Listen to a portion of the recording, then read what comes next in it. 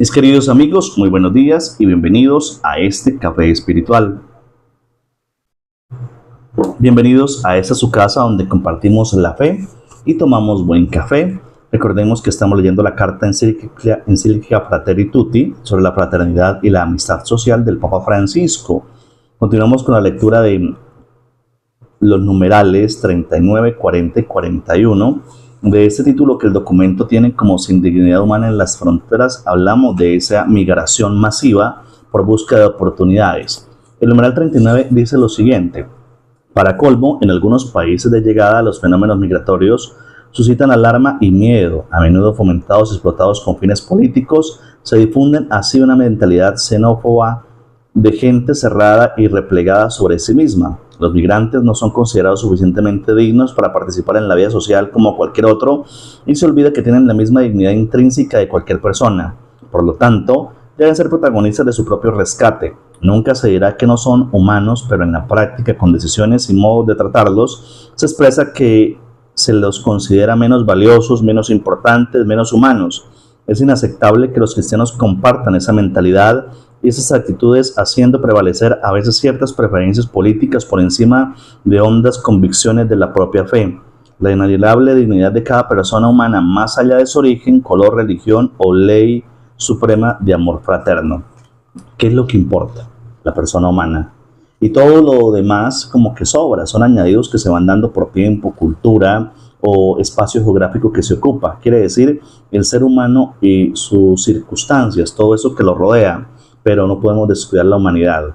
Personas con sueños que a la hora de la verdad son igual que nosotros. Ya no podemos estar peleando por colores, por razas, por lugares, sino que tenemos que pensar en un sueño común. Tal vez es lo que hace falta despertar y lo que puede hacernos conscientes de la necesidad de luchar unos por otros. El numeral 40 dice lo siguiente: las migraciones constituirán un elemento determinante del futuro del mundo, pero hoy están afectadas por una pérdida de ese sentido de responsabilidad fraterna sobre el que se basa toda sociedad civil.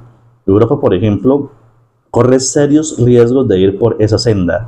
Sin embargo, inspirándose en su gran patrimonio cultural y religioso, tiene los instrumentos necesarios para defender la centralidad de la persona humana y encontrar un justo equilibrio entre el deber moral de tutelar los derechos de los ciudadanos por su parte y por otra el garantizar la asistencia y la acogida de los emigrantes.